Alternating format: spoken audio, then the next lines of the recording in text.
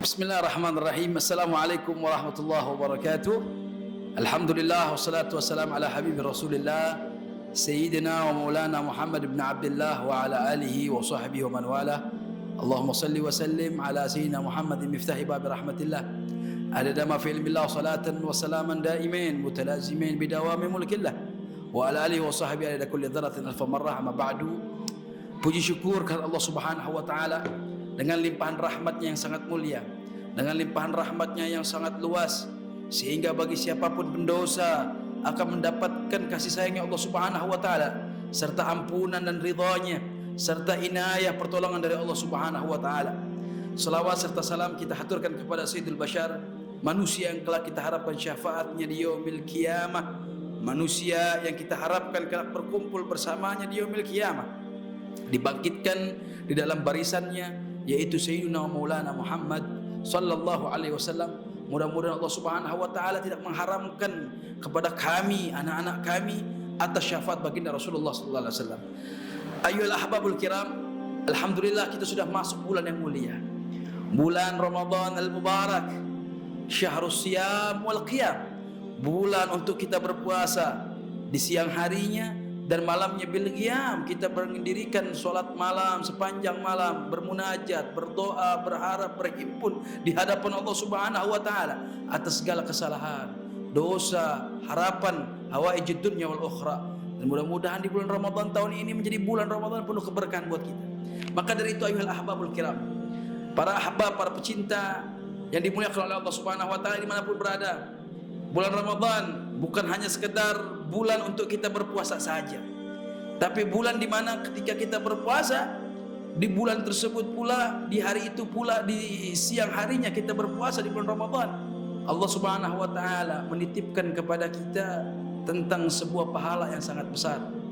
Seperti apa yang disampaikan dalam sebuah keutamaan atas kemuliaan orang yang berpuasa dalam sebuah hadits qudsi. Allah Subhanahu wa taala, kullu amal ibnu adam lahu illa sum wa ana ajzi bih.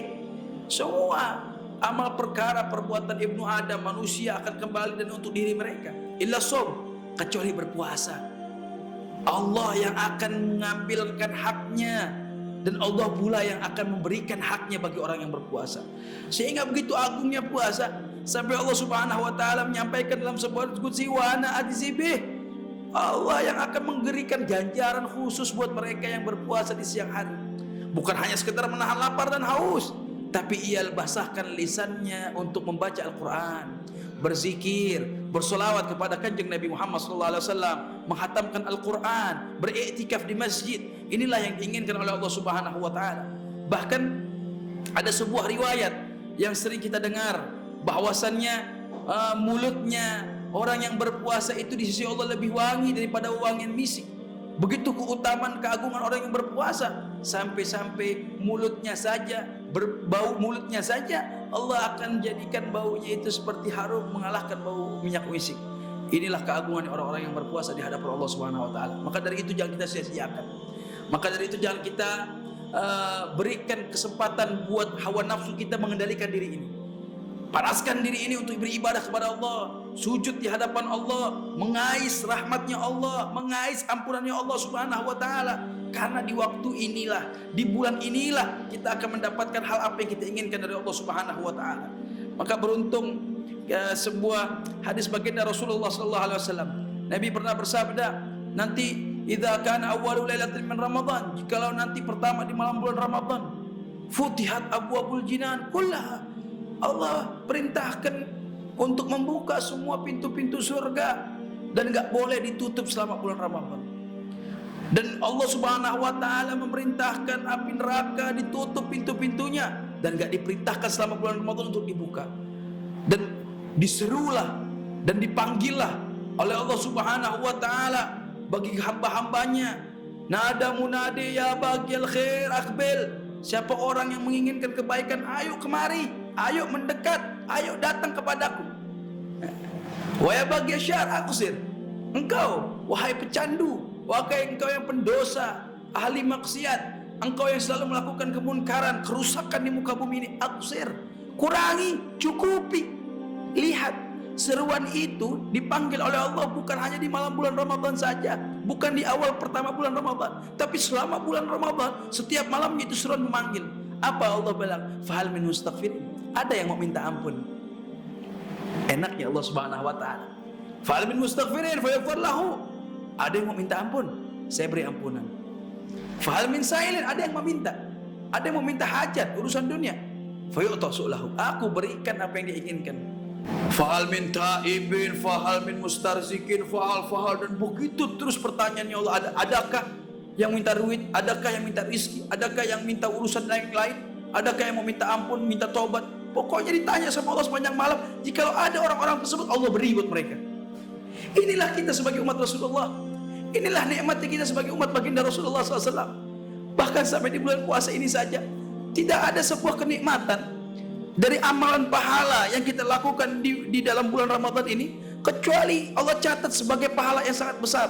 Engkau lakukan perkara wajib di bulan Ramadan, pahalanya 70 kali lipat. Siang harinya kau lakukan di bulan Ramadan dengan perkara sunnah, Allah catat dengan pahala wajib.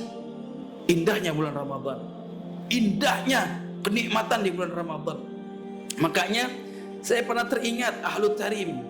Ketika saya belajar di kota Tarim, saya mengingat kalau masuk bulan Ramadan, mereka itu tidak pernah saya jumpai di masjid-masjid mereka itu sepi orang-orang yang beriktikaf. Selalu kalau ketika kami masuk di masjid di siang hari, di sore hari, kami menjumpai sebuah halaqatul zikir, halaqatul Quran, halaqatul majalisil ilm, perkumpulan yang sedang membaca Quran, perkumpulan yang sedang mengajarkan ilmu, perkumpulan yang sedang berzikir kepada Allah Subhanahu wa taala, dan mereka beriktikaf di dalam masjid.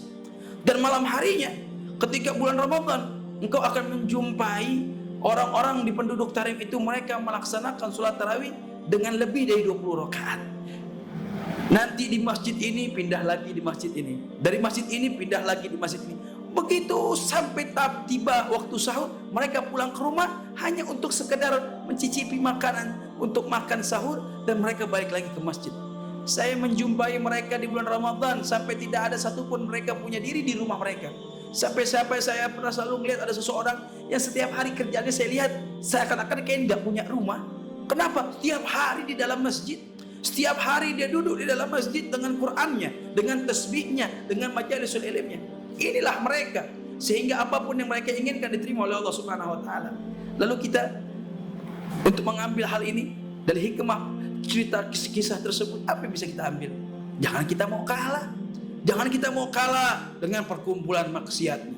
Bulan Ramadan itu banyakin ibadah, bukan hanya sekedar awal di bulan Ramadan engkau habiskan hidupmu dengan kumpul orang.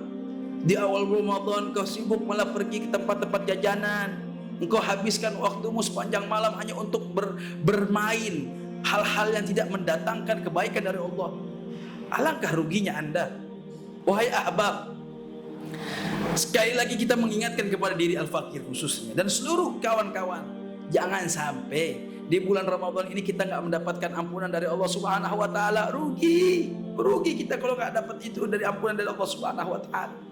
Makanya para ulama mengatakan ketika masuk bulan Ramadan itu yafrahuna qulubahum, bergembira mereka punya hati, sampai hati-hati mereka itu ketika gembira mau keluar dari dia punya tubuh saking gembiranya datang bulan Ramadan.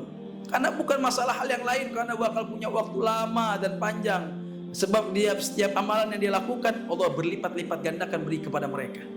Mudah-mudahan bulan Ramadan tahun ini adalah bulan Ramadan yang bisa kita ambil sedikit saja dari ampunannya Allah Subhanahu wa taala, dengan kita sisipkan waktu-waktu kita untuk tulus dekatkan diri kita kepada Allah Subhanahu wa taala. Sebab di bulan ini syahrul siyam, syahrul ibadah, syahrul sa'adah, bulan ibadah, bulan kebahagiaan, bulan kita mendirikan sholat malam.